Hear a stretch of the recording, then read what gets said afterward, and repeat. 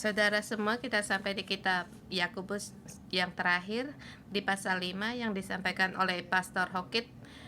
Di awal dimulai dari PowerPoint, kita melihat Yakobus adalah saudara dari Yesus, sahabat kandung. Bagaimana dia percaya Tuhan kita tidak tahu. Bahkan Yesus waktu dia diangkat naik ke langit di hadapan para murid-muridnya, dan masih ada orang-orang lain. Yakobus, apakah setelah Yesus naik ke langit ada percaya Tuhan? Ada kemungkinan. Dengan cepat kita sampai di kitab para rasul. Kita tahu pertama kali Rasul Paulus waktu pertama kali perjalanan, dia banyak membawa buah dari bangsa asing, dan dia tahu bahwa selain menyelesaikan perkara percaya Tuhan antara orang Yahudi dengan bangsa lain, dan kembali ke Yerusalem, di para pendiri gereja menyatakannya. Dan di masa itu pemimpin di Yerusalem adalah jadi pemimpinnya yaitu Yakobus. Setelah Yesus naik ke langit, tahu Rasul Paulus datang ke Yerusalem. Dalam perjalanan bagaimana Yakobus menjadi percaya Tuhan, kita tidak tahu. Yang kita tahu bahwa dia sudah menjadi pemimpin di Yerusalem di sekitar 40 tahun Masehi. Di dalam pertemuan di Yerusalem, mereka ada satu pendapat, yaitu bagaimana menyelesaikan hubungan dengan bangsa lain dalam percaya Tuhan. Mereka menulis surat agar Paulus untuk kepada gereja-gereja yang telah dia dirikan, yaitu pemimpin di Yerusalem menulis surat untuk Paulus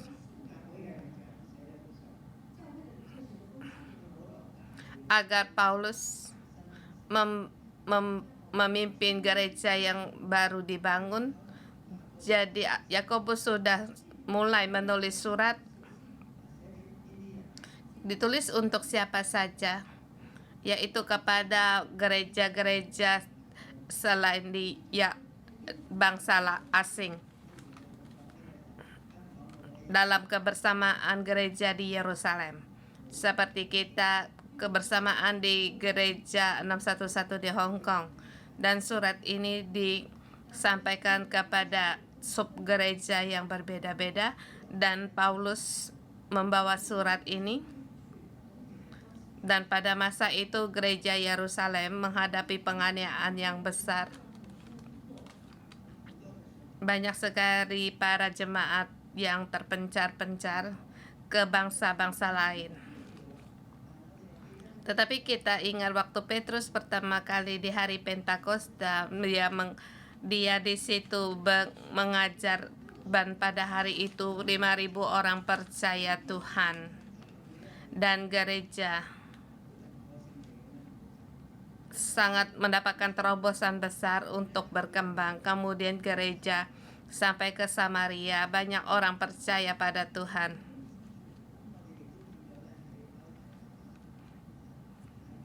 Kita lihat juga di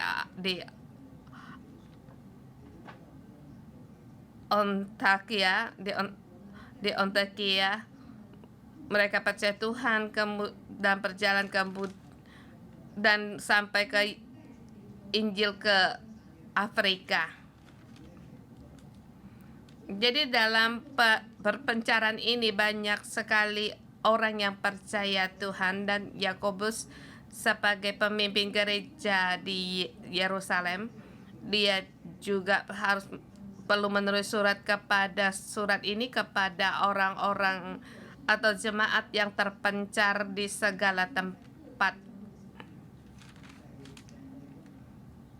yang menjadikan hari ini kitab Yakobus, dan kita menemukan satu Yakobus sebagai saudara Yesus.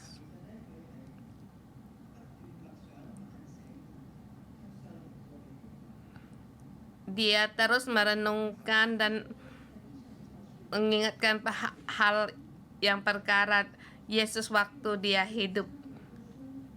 Kita lihat pasal, ada 5 pasal, seperti dalam 5 pasal ini berulang kali mengulangi pengajaran di bukit. Hari ini kita melihat 3 macam dan dia sangat mengenal pengajaran dari Yesus, dan kita boleh mengatakan Yakobus dalam isi surat-suratnya yaitu suara gemaan suara Yesus. Di dalam berbagai tempat yang berbeda menyatakan pengajaran Yesus di atas bukit. Kita lihat di pasal 5 dengan tema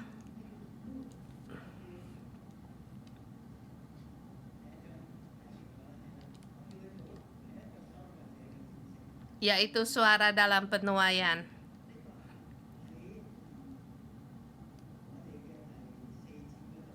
Di ayat keempat, di situ dikatakan ada orang yang upahnya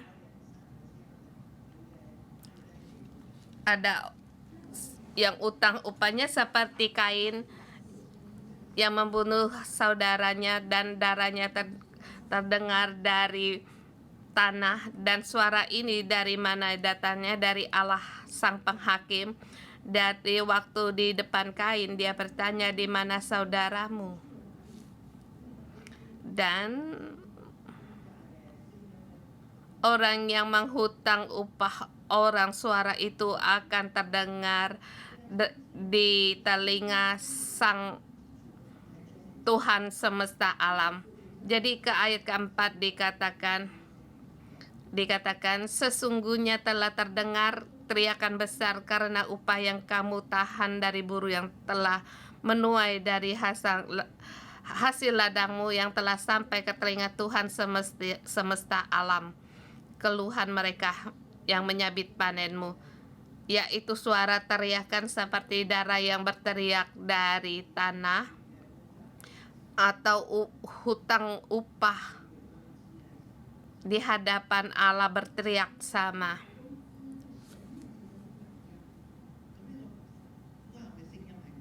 Dan di mana teriakan upah ini? Seperti di bumi para penyabit panen, atau kemungkinan penyabit panen di surga. Dari pemanennya kita lihat di poin yang kedua. Di sini ayat keempat mengatakan suara teriakan dari pemanen.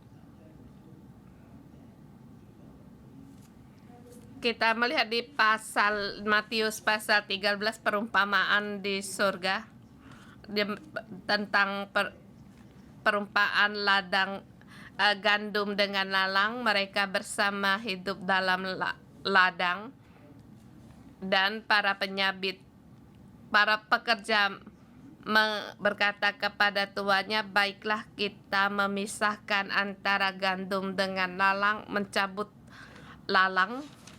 Tetapi tuannya berkata pada pekerjaannya, biarlah mereka hidup bersama. Kita bersama, tinggal hidup bersama dalam proses bersama. Tetapi suatu hari pemanen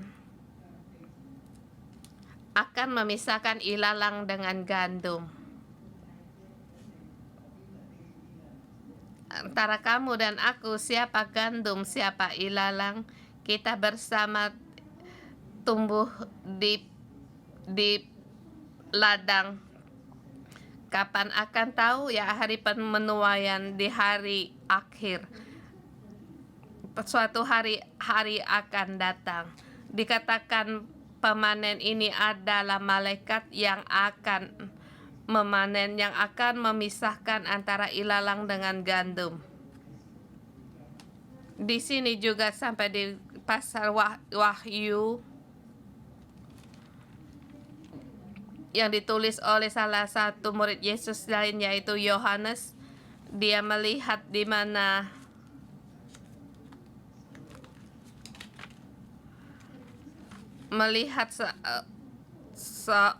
seperti orang yang memakai mahkota yang bertangannya memegang pedang sabit.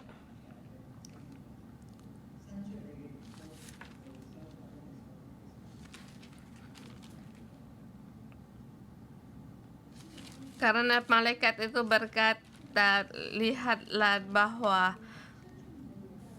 ulurkan parang sabitmu sebab hari panen telah tiba, sebab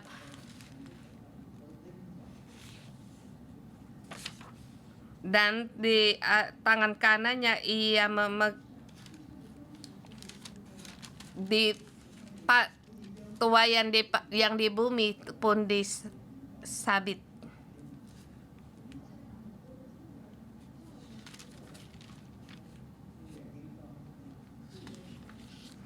Di sini dikatakan haluslah para perempuan menangis di ayat 1 sampai dengan 6.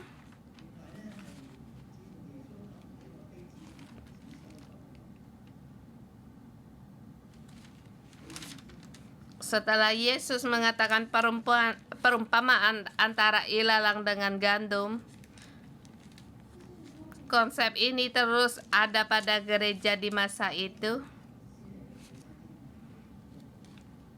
Kita lihat ayat 1 sampai dengan 6, dikatakan orang yang kaya menangislah sebab sengsara akan menimpa mereka dan kekayaan akan busuk, pakaian akan dimakan ngengat. Ini adalah juga konsep dari khotbah bukit. Yesus berkata jangan menyimpan harta di bumi, sebab di bumi ada pencuri dan ada ngengat yang memakannya. Ada pencuri. Yesus meneruskan dari perkataan Yesus, dikatakan emas dan perak akan berkarat,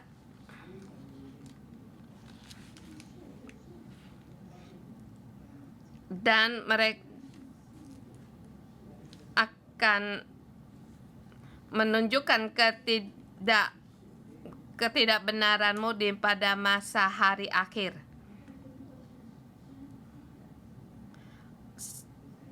Pada hari-hari yang berakhir.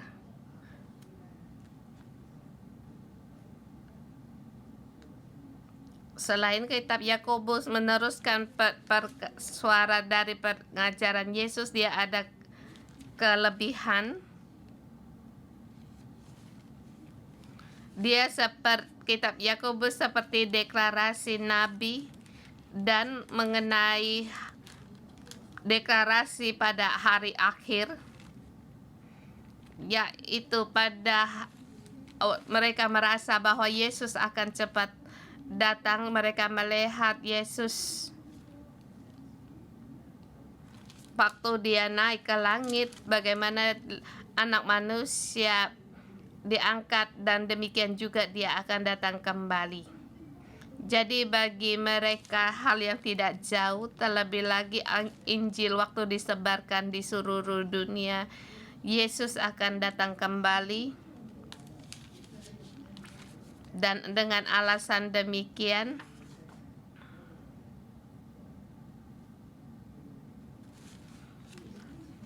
Paulus saya harus pergi ke Spanyol dan meneruskan Injil sampai ke ujung dunia. Pada masa itu ujung dunia yaitu Spanyol di sekitar Laut Tengah. Spanyol yang terakhir setelah Spanyol yaitu Laut Pasifik.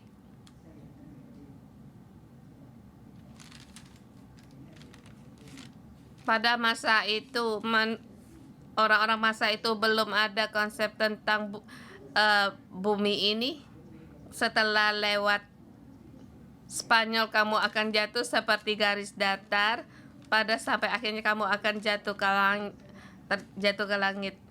Jadi bagi Paulus setelah sampai di Spanyol, yaitu hari berakhir, dia di situ menginjilkan dalam umur 35 tahun.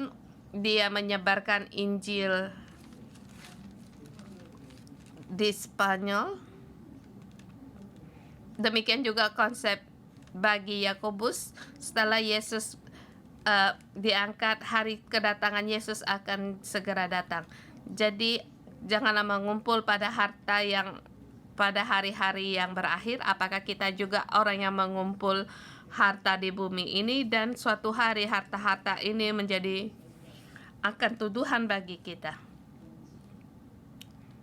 Ayat keempat dikatakan bagaimana harta itu datang, yaitu para pekerja, para buruh yang menuai pada hasil ladangmu. Jadi kamu harus memberi upah kepada mereka. Mereka hanya bekerja tapi tidak diberikan kekenyangan. Itu tidak boleh, sebab teriakan mereka akan sampai ke telinga Tuhan semesta alam. Di orang yang kaya, mereka dalam kemewahan, hidup berfoya-foya untuk memuaskan hatinya, sampai mereka menghukum membunuh orang benar, ia tidak dapat melawannya.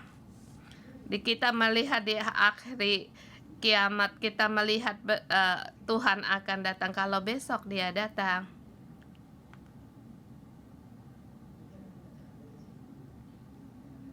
hari ini hasil dari uang kita bagaimana? Saya ingat ada satu penulis yang ternama berkata demikian.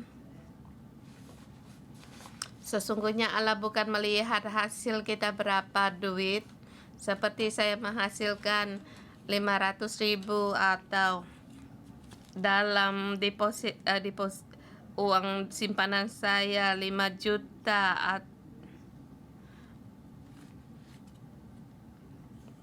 Pada hari penghakiman semua ini tidak bisa dibawa. Dan bagaimana Allah melihat harta kita? Allah melihat kita memakai untuk dia seberapa banyak, bukan menyimpan uang untuk dia. Kalau kamu dipercayakan 5 juta orang, kamu akan menggunakan 5 ini untuk Tuhan, maka Tuhan sangat gembira. Tetapi kamu kalau dipercayakan cuma 50.000, kamu menggunakannya dengan yang tepat, Tuhan pun akan senang. Demikian juga walaupun 50 sen kamu seluruhnya memberikan untuk Tuhan, dia akan bersuka cita. Sederhana dikatakan, dia mudah untuk dipuaskan, yaitu dipakai pada orang-orang yang sangat membutuhkan. Untuk peduli sama anak-anak yatim piatu atau janda-janda, atau di India orang-orang yang banyak anak yang miskin, dan harta yang kita kumpul tidak bisa kita bawa mati. Dan juga pengalaman ini yang dipakai akan dicatat dan diingat. Jadi kita melihat dari konsep ini untuk mengerti di dalam hati Yakobus adalah hal yang bagaimana.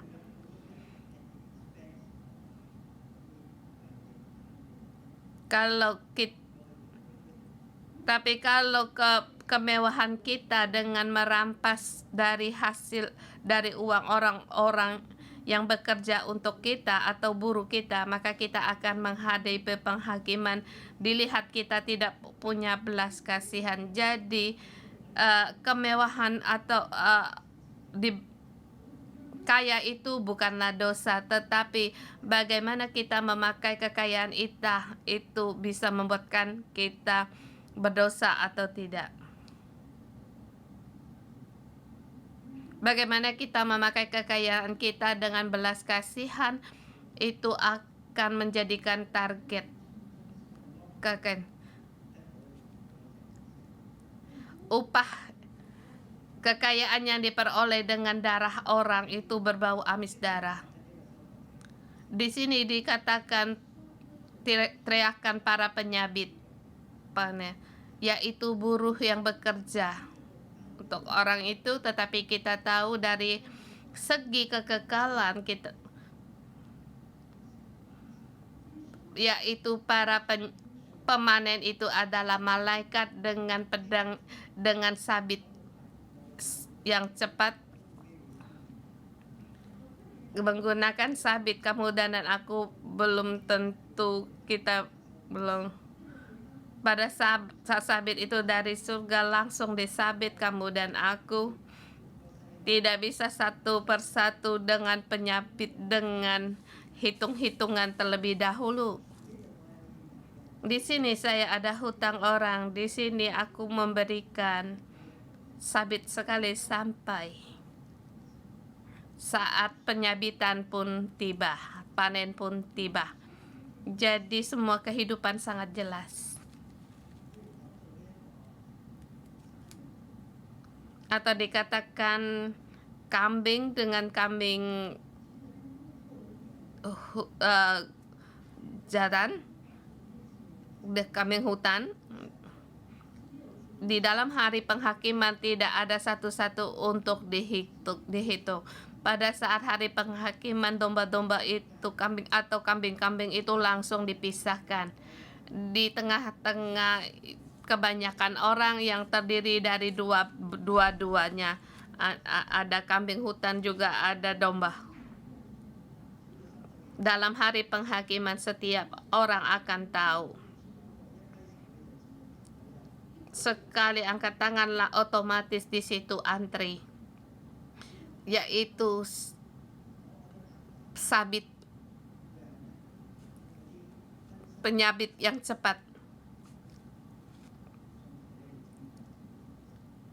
Jadi saya merasa Yakobus bagi para 12 jemaat yang terpencar-pencar di perantauan, mereka harus tahu hal ini. Mereka dalam pengembaraan, mereka belum ada kesempatan sebagai pengusaha besar atau bos. Mereka di mana bekerja, di situ mereka menjadi buruh dan hidup. Tetapi Yakobus sangat juga mengerti akan mereka dan juga khawatir mereka akan ditindas orang, walaupun kenyataan memang mereka sering ditindas seperti para pendatang. Dasim upah mereka lebih rendah daripada orang pribumi. Jadi Yakobus dengan surat untuk mengingatkan orang-orang kaya untuk jangan menindas orang-orang yang dalam kesusahan. Satu hari upahnya cukup untuk sehari dia hidup. Kalau hari ini kamu tidak memberikan upahnya, dia tidak ada sesuatu untuk dimakan. Poin kedua ayat 7 sampai dengan 11. Di sini dikatakan harus bersabar. Di ini dibicarakan kepada para jemaat yang terpencar untuk bersabar menanti sampai kedatangan Tuhan. Bagi mereka Tuhan datang kembali, itu satu pengalaman yang akan mereka alami. Jadi untuk terus bersabar, seperti perumpamaan seperti seorang petani sampai mendapatkan hujan awal dan hujan akhir. Di cuaca di Laut Tengah,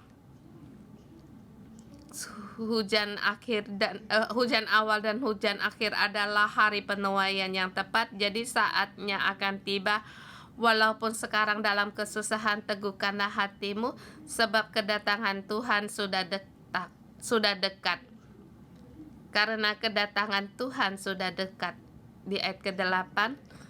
Jadi saudara-saudara, janganlah kamu bersungut-sungut dan janganlah saling mempersalahkan, supaya kamu jangan dihukum. Sesungguhnya hakim telah berdiri di ambang pintu.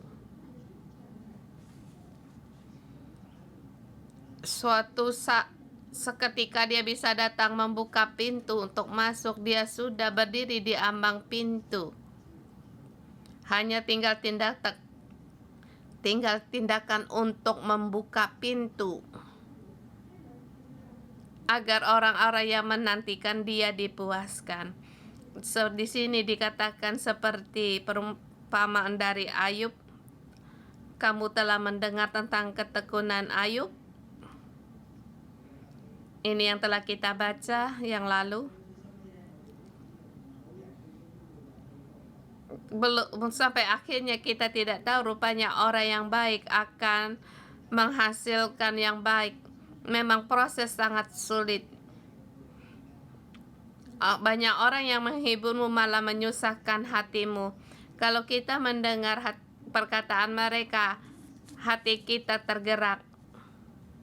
Maka sampai akhirnya kita pun akan kecewa dan gagal.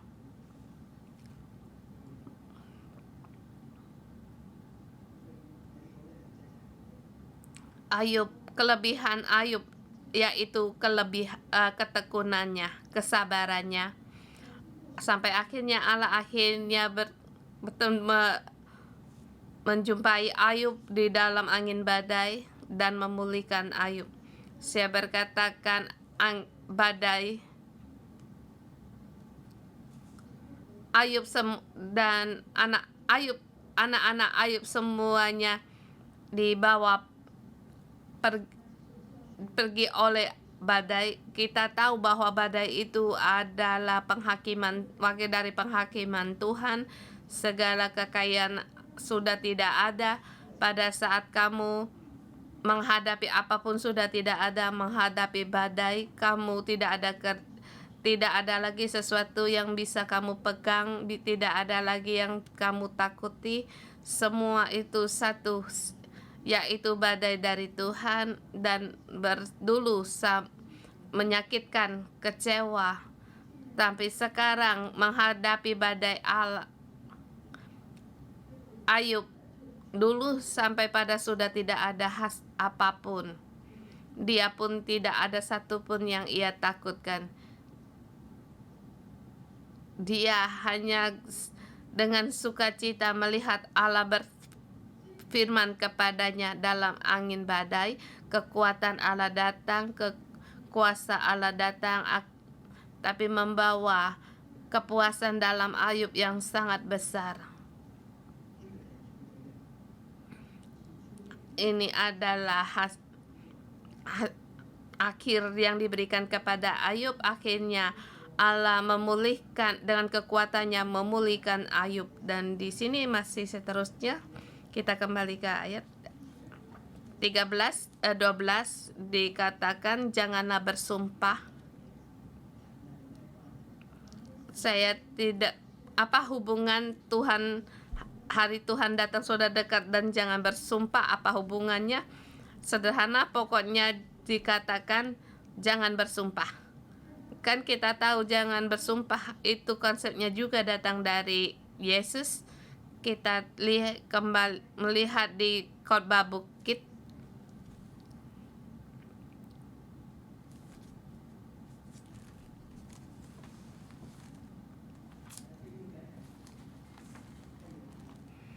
Yang terpenting jangan bersumpah.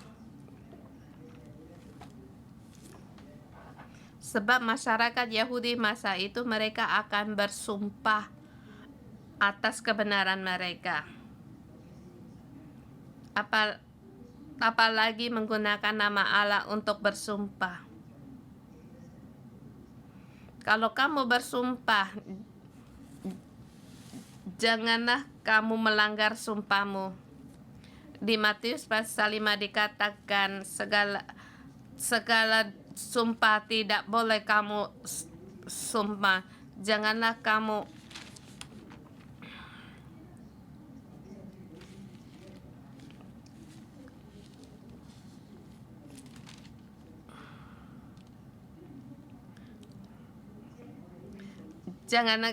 bersumpah demi langit, sebab langit itu adalah Tuhan, dan atau bersumpah demi bumi, sebab bumi adalah tumpuan kaki Tuhan. Kita segala sesuatu jangan mengangkat sumpah.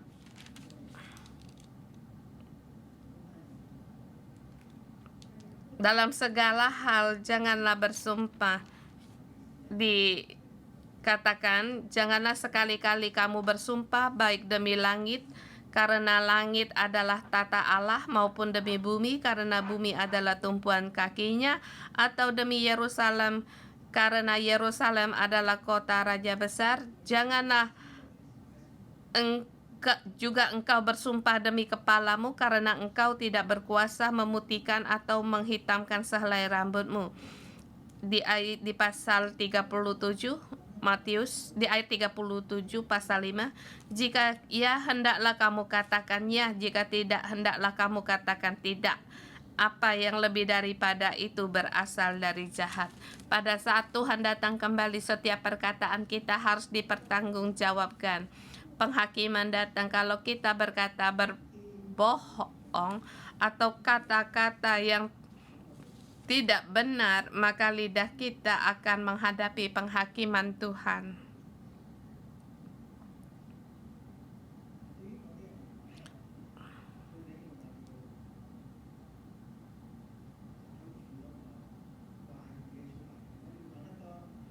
Dan ada bagian orang akan berkata untuk mengambil kekuasaan dalam berkata-kata. Jadi kalau dia berkata-kata mempunyai kuasa, bisa menekan suatu suasana atau situasi, semua harus mendengar dia sebab dia sangat punya alasan. Tetapi konsep yang demikian tiada Allah, bukan dari Allah. Dan juga tidak tahu bahwa perkataan kita akan jatuh dalam penghakiman Allah. Jadi yang kita kejar itu bukan hak untuk berkata-kata, tetapi kehidupan yang sesungguhnya. Janganlah bersumpah. Dan di sini dikatakan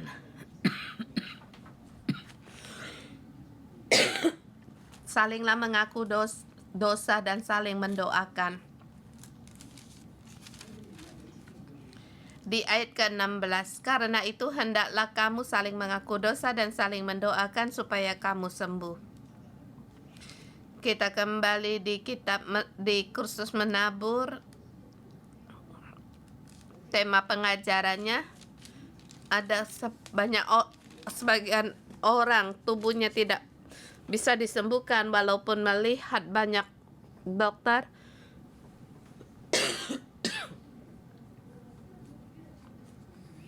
Karena dipenuhi dengan kedendaman, akar pahit, marah, semua ini tidak dilepaskan.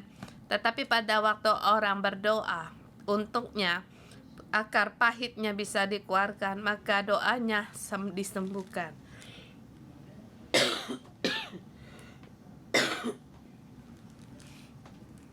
Rupanya tubuh dengan jiwa kita itu menjadi satu. Tubuh kita sakit itu menyatakan bahwa jiwa kita pun sakit. Pada saat Yesus menyembuhkan, pada orang bertanya kepadanya, dengan kuasa apa engkau mengampuni dosa? Yesus berkata, apakah menyembuhkan yang lebih mudah atau mengampuni dosa lebih mudah? Rupanya Yesus memberikan kuasa kesembuhan bagi kita, yaitu untuk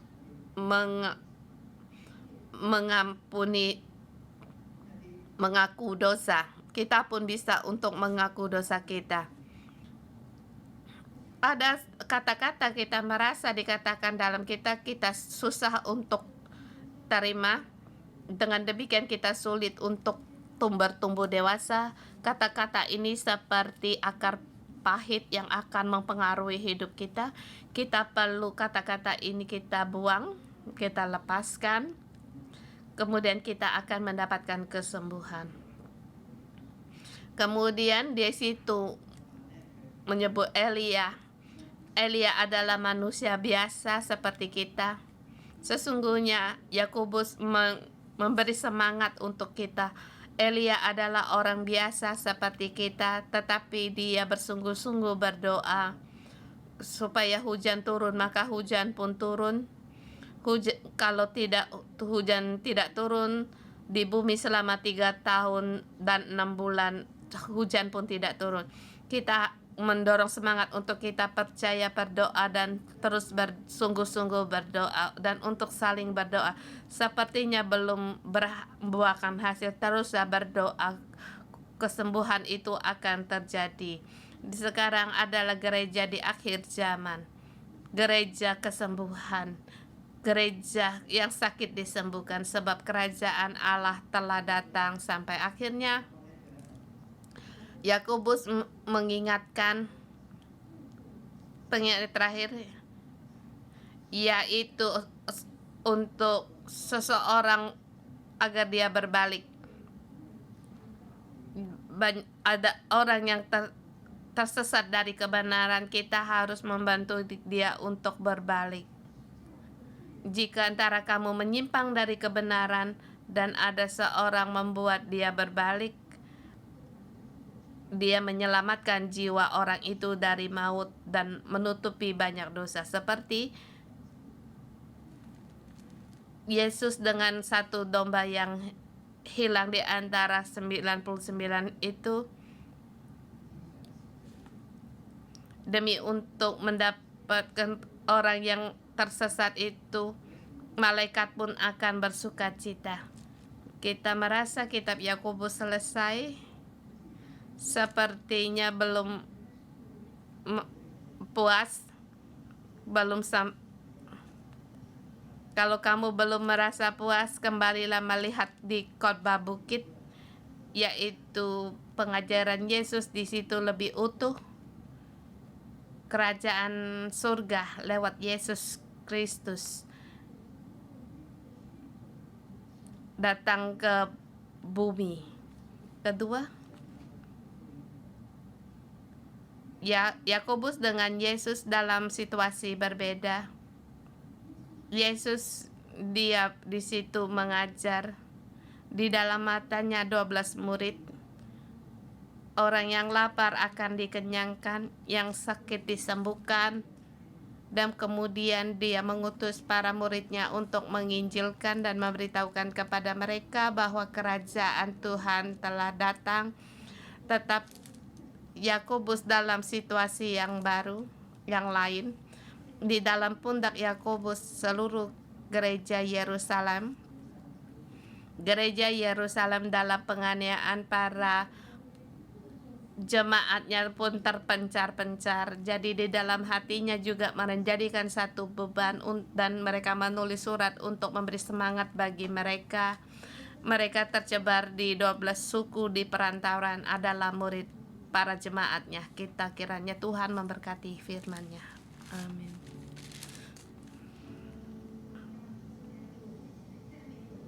Mari kita bersama menyembah Tuhan.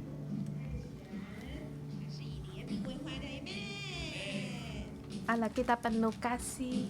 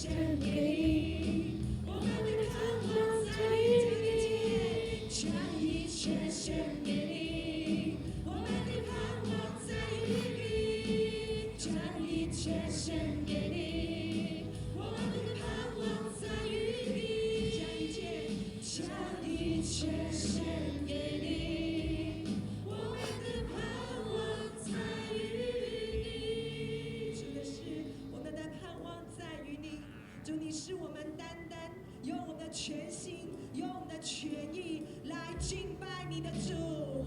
主啊，直到世界的末了，我们都要来到你的面前来敬拜你，来赞美你，来尊崇你。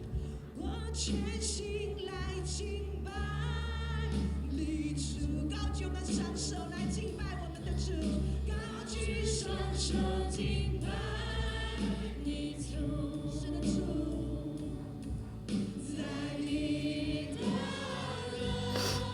荣耀光中，我匍匐在你宝座前，我全心来敬拜你主，高举我的双手，高举双手敬拜你主，哈利路亚，在你的荣耀光中，我与众天使匍匐，深深敬拜你，我全心来敬拜你主，高举双手敬拜你主，我哋一齊嘅舉起我哋嘅手去禱告，在敬你拜我哋嘅主，因為神讓我哋可以進入佢嘅國度，進入佢嘅教會當中，匍匐在我哋經歷神出人意外嘅平安。我全心來敬拜你主，高舉雙手敬拜你主，在你的榮耀光中，我與眾天使匍匐，深深敬拜你，在你的榮耀光中，我與眾天使匍匐，深深敬拜你。爸爸父，我哋敬拜你。 Allah Bapa, so kami menyembah Engkau di tahun 2024. Sepertinya banyak hal yang tidak baik seperti yang kami lihat, keadaan seperti di akhir zaman, tetapi Tuhan kami bersyukur sebab Engkau memberikan kami ada gereja dan kami masuk di dalam gereja dan juga dalam gereja yang dipenuhi dengan hadirat Allah dan dipenuhi dengan damai. Saudara semua, gunakan kata-kata yang bisa kamu dengar, baik itu dengan bahasa lidah atau untuk memuji Tuhan. Sahabat, ada Tuhan masih di dalam, walaupun dalam keadaan baik. Di sini ada gereja, baik dalam berperang, baik dalam keadaan sakit ataupun di dalam yang mudah, atau kita mengalami bagaimana Allah dalam hadirat Allah. Kita berterima kasih kepada Tuhan. Tuhan, di dalam peperangan Tuhan kami berterima kasih sebab Tuhan kami berterima kasih sebab kerajaan-Mu kekal selamanya. Dengan Engkau adalah Tuhan yang kekal, kami setiap orang datang di hadapan-Mu dalam hadirat kekudusan-Mu. Engkau Allah yang kekal, dengan Engkau Allah yang menghakimi. Tuhan, kami berterima kasih, beri kami untuk mengenal Engkau dengan hati yang takut akan Engkau, berkaitan dengan Engkau, sehingga untuk menyatakan kemuliaan dan kerajaan Tuhan. Kami meninggikan gerejamu, kerajaanmu, dan kekuasaanmu. Semua adalah milik Engkau. Hidup kami seluruhnya hanyalah milik Engkau, dan hari ini Engkau memberi kami melihat bahwa kami harus menghadapi Tuhan akan datang kembali. Tuhan, kami akan menghadapi penghakiman. Tuhan, di hari ini kami berdiri di hadapan-Mu. Semua kita berdiri di hadapan Tuhan seperti di depan penghakiman Tuhan. Kita koreksi diri kita sendiri lewat ayat hari ini, memberitahukan kepada kita bahwa kita setiap orang akan menghadapi penghakiman. Kita harus menyelidiki, memeriksa hidup kita, bagaimana kita hidup sebagai orang Kristen. Kita berdoa untuk hidup kita. Di ayat mengatakan kita untuk bersabar, untuk tetap bekerja di ladangnya Tuhan. Kita jangan menghakimi. Di ayat mengatakan kita jangan merampas kekayaan orang lain. Kita harus terus bersabar, berdoa. Kita terus tekun. Mari kita berdoa untuk hidup kita. Kita berdoa bersama. Atau kita dalam 3 arah. Kamu dalam goncangan ini, kamu terus menyimpan atau mengejar untuk dirimu sendiri, atau kamu bisa berbagi. Di dalam kesesakan, kamu sangat tergesa-gesa, mudah marah. Kita mohon Tuhan untuk menolong kita agar kita punya sifat yang benar, seperti sebab pada saat Tuhan datang, kita harus mempertanggungjawabkan segala perbuatan kita di hadapan Tuhan. Kita berdoa untuk kelakuan kita, untuk perasaan atau emosi kita. Tuhan, aku tahu pada saat aku hendak bersabar, ada kalanya emosi saya akan meledak, terlebih lagi dengan kegiatan dengan kerabat sendiri. Mereka tidak mengerti keadaan saya. Saya menjelaskan ketergesaan, kesusahan saya membuat mereka, emosi saya akan turun naik pada situasi yang datang dalam pekerjaan yang tidak sukses, yang tidak dalam pekerjaan tidak lancar atau mendapatkan teguran. Semuanya itu Tuhan, Engkau mengajar kami untuk merendahkan diri, untuk bersabar, tetapi kesabaran ini kami sangat lemah. Pada saat masalah datang, kami tidak bisa bersabar. Pada saat hubungan menghadapi bentrokan, kami tidak bisa merendahkan diri. Tuhan, mohon Engkau menolong kami. Bahkan pada saat ekonomi menghadapi permasalahan, kami akan takut. Kami tidak lagi melihat iman kami, tetapi Tuhan, Engkau berkata kepada kami agar kami bersabar dengan ketekunan kami. Segala yang tidak ada kesusahan, kesesakan, semuanya kesabaran ini adalah hal yang baik dari Engkau. Tuhan, mohon Engkau berikan kesabaran di dalam hidupku agar aku bisa melepaskan diri saya sendiri. Tuhan, pada saat kami mau melepaskan diri itu sendiri, Tuhan mohon Engkau tolong kami, pulihkan kami agar di akhir zaman ini Engkau pulihkan hidup kami, semangat kami dalam mengikuti Engkau. Tuhan, kami tidak mau menyeleweng ke sana ke sini.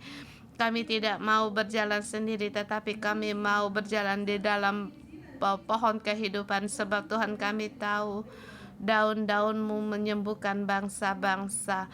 Tuhan, kami berterima kasih, kami berseru di dalam nama Engkau. Tuhan Yesus, kami berseru dalam nama-Mu di dalam keadaan kami yang sekarang ya sangat sulit.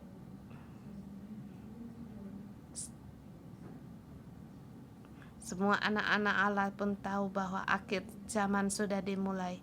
Tuhan, kami menghadapi yang sekarang, di mana harta kami, di situ hati kami. Tuhan, hati kami tidak ada pada Engkau. Di setiap goncangan dalam finance, hati kami selalu turun naik, digoncangkan akan hal-hal ini. Tuhan, mata kami tidak ada di dalam Engkau, kami di dalam dunia ini. Yang kami pegang hanyalah kekayaan kami, yang kami cari adalah keamanan kami, kenikmatan kami sendiri, kepuasan kami sendiri. Tuhan, hari ini pengajaran-Mu itu menyatakan kelemahan kami. Di manakah kekayaan kami? Kami melihat keperluan orang lain, adakah kami mengulurkan tangan? Kami menindas pekerja kami yang di rumah. Adakah uang kami pakai di dalam rumah-Mu atau kepada orang-orang yang membutuhkan? Tuhan, beri kami agar kami tahu setiap hal Engkau yang berkuasa, di dalam hal Engkau yang menjaga, baik di dalam perekonomian, dalam keadaan, di dalam kesusahan, dalam kesehatan kami. Tuhan, kami tidak punya kesabaran untuk menanti Engkau. Tuhan, berikanlah mata kami untuk kembali kepada Engkau. Berilah kami hati seperti Ayub dalam ketekunan. Tuhan, Engkau pasti akan menjaga kami. Kami ada kesusahan, kami saling untuk berdoa, sebab Engkau pasti mendengar doa kami. Tuhan, mohon Engkau agar hati kami, agar tubuh kami, jiwa kami seluruhnya kembali kepada Engkau, untuk selalu erat di dalam kehidupan kami, baik tubuh dan jiwa kami. Tuhan Yesus, kami berterima kasih Engkau mendengar doa kami dalam nama Tuhan Yesus Kristus. Tuhan, kami mau memuji Engkau.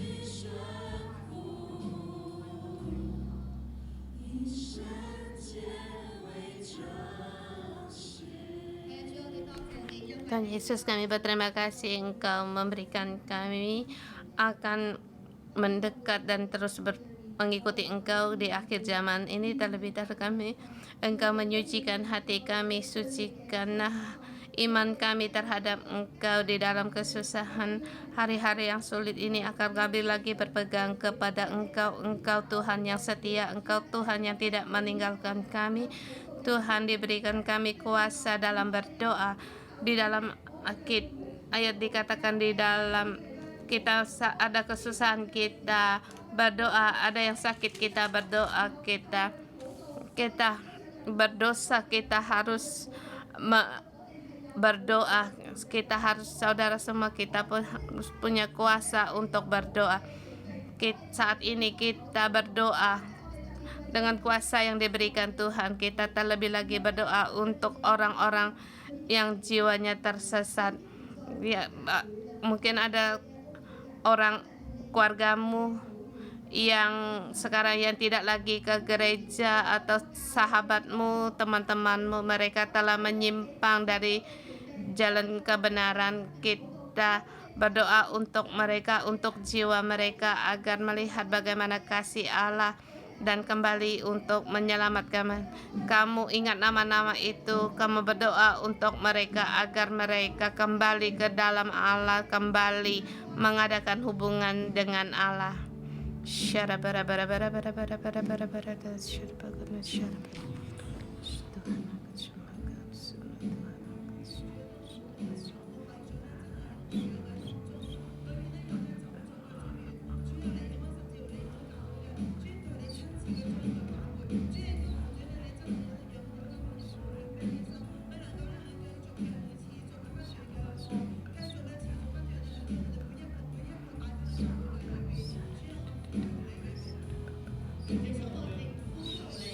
Tuhan Yesus, kami berseru pada Engkau pada saat kami mengangkat, kami pada saat kami berdoa untuk jiwa, saat kami berseru kepada Engkau, kami ke Tuhan, Engkau kembalikan keluarga kami, Tuhan, Engkau kembalikan saudara kami yang tersesat, Engkau kembalikan orang-orang yang telah meninggalkan gereja, saudara-saudari kami. Sebelum Engkau berkat, Engkau kembali selamatkan mereka kembali, agar mereka kembali lagi ke gereja. Tuhan, kami percaya kepada Engkau, Tuhan. Berikan, mohon Engkau tolong kami setiap orang, kami harus untuk berdoa bagi mereka agar, dan Tuhan, kami mohon kepada Engkau, kami tidak puas sampai mereka diseret oleh musuh-musuh, oleh iblis mereka. Kami mau bangkit untuk berdiri untuk mereka dan menyatakan kuasa orang yang benar doanya. Bila didoakan dengan yakin, itu sangat besar kuasanya.